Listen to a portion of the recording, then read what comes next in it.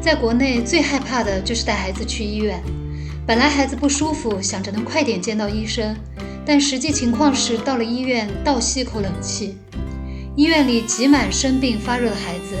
而且咳嗽声、哭闹声此起彼伏。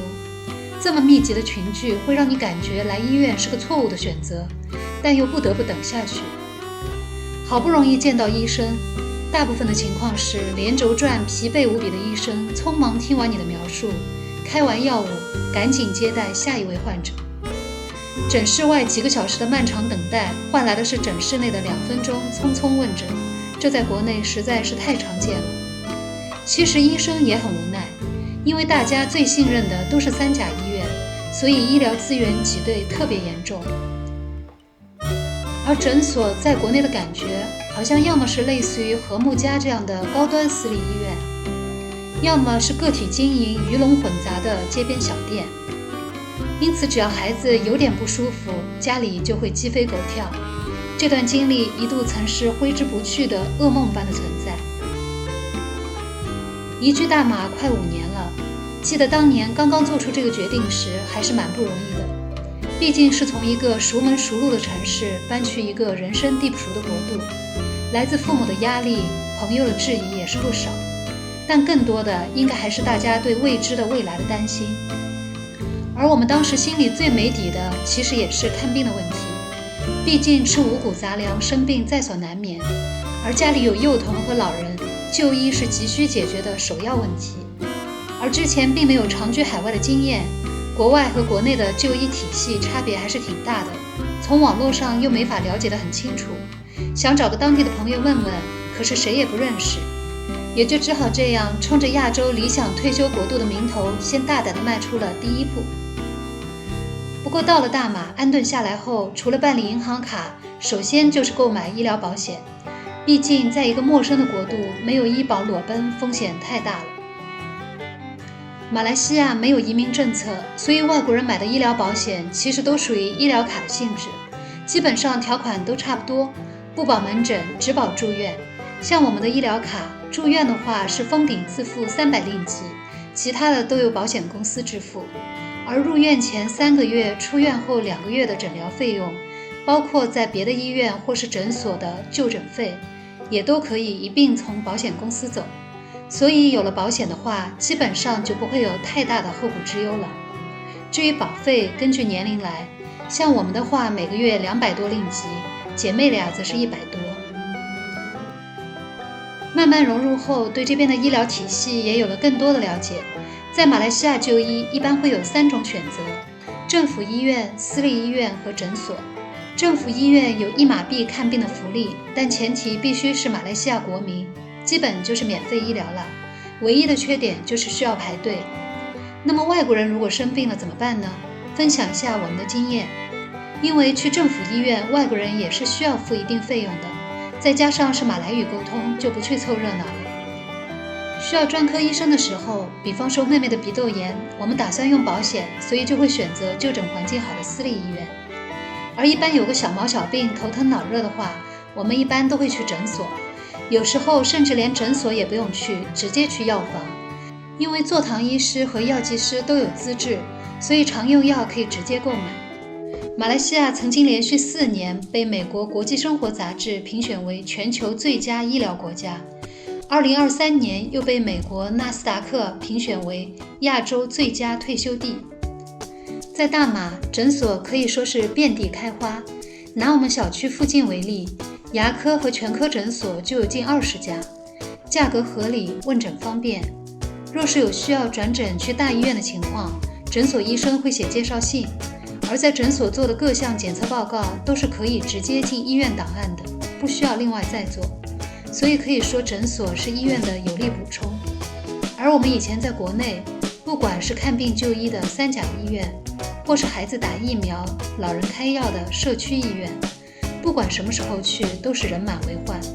甚至是朋友间口口相传弄堂里的老中医也都是大排长龙。第一次去大马诊所还是在吉隆坡的安邦，碰到的印度医生也是非常专业耐心，然后给姐妹俩打疫苗的诊所也是整洁干净，医生和蔼可亲。之后搬来了槟城，恰好是每年体检时间，而当时还处于疫情阶段，就不想去人多的医院，所以就在家附近挑一间诊所。一样也是 Google 搜索找到了叶医生的诊所。这里设施齐备，还一直开着空气净化器，给人的感觉很干净。诊所配有 B 超和心电图的设备，除了不能做 X 光和 CT， 其他的检查基本上都有。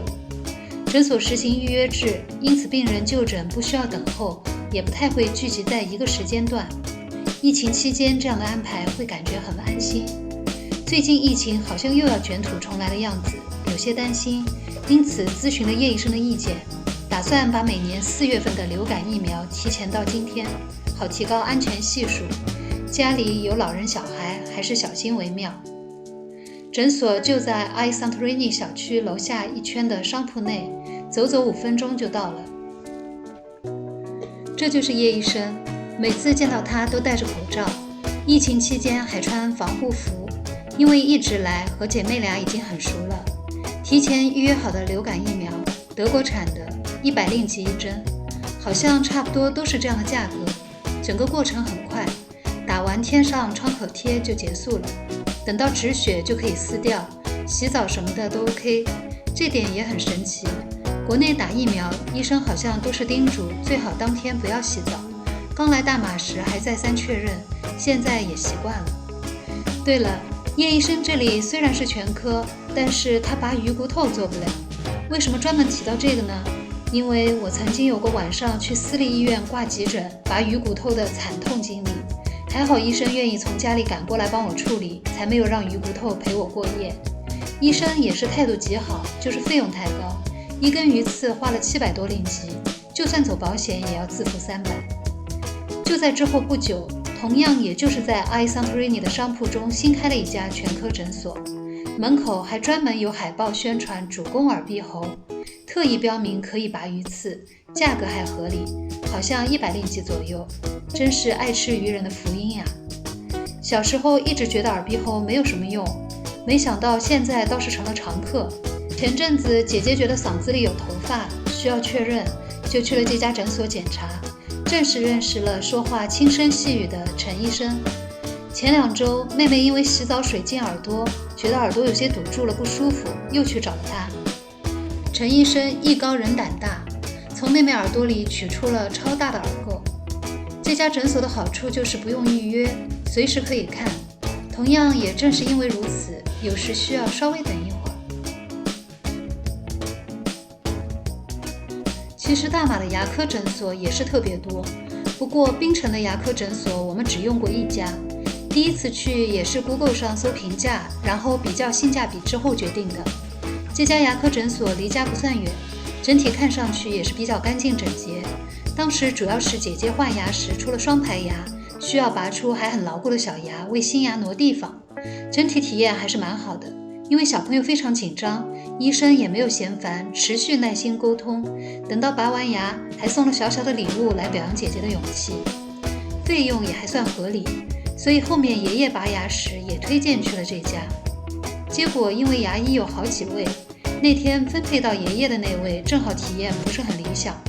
所以如果去这家的话，牙医的选择可能会很重要。在吉隆坡使用的牙科是一家连锁店，价格也是比较过，算是比较实惠的。